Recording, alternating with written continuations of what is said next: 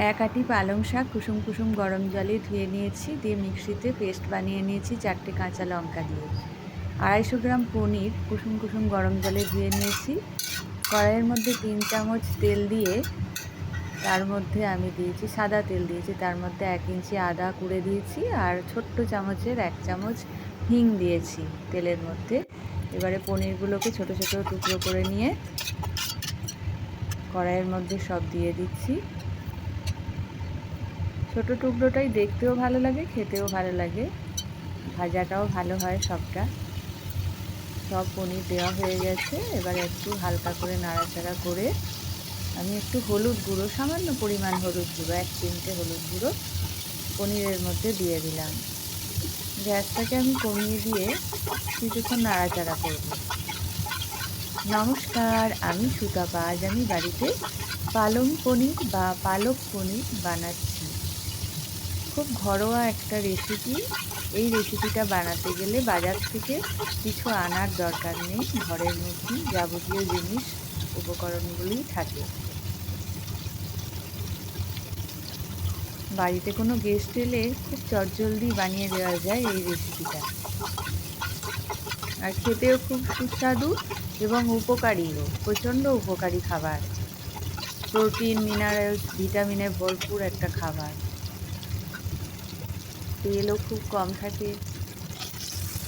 এবারে আমি পালংয়ের পেস্টটা দিয়ে দিলাম, কারণ পনিরগুলো সব ভালোভাবে ভাজা হয়ে গেছে।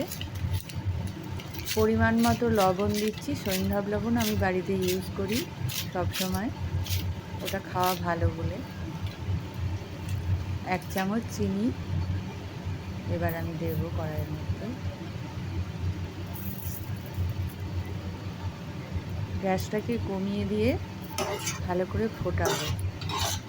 একটু নাড়াচাড়া করে নিয়ে 1 কাপ, বড় কাপের 1 কাপ জল আমি দেব, কারণ ফুটে গেলে কি কাঁচা গন্ধ কোনো থাকে না। আর হিঙের গন্ধ এই রেসিপিটার মধ্যে একটা এক্সট্রা ফ্লেভার নিয়ে আসে। খুব সুস্বাদু খাবার, চটজলদি বানানোও যায়। রুটি, পরোটা, ভাত সবের সাথেই খুব ভালোভাবে খাওয়া যায় রেসিপিটা।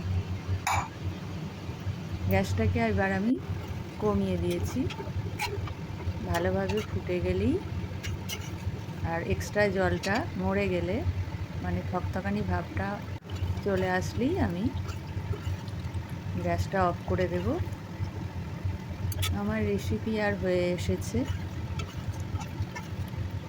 সার্ভ করার জন্য প্রায় প্রস্তুত হয়ে এসেছে।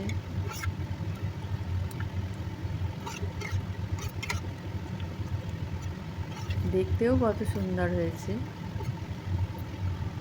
খুব উপকারী একটা খাবার, আমি তো প্রায়ই বানাই। নমস্কার।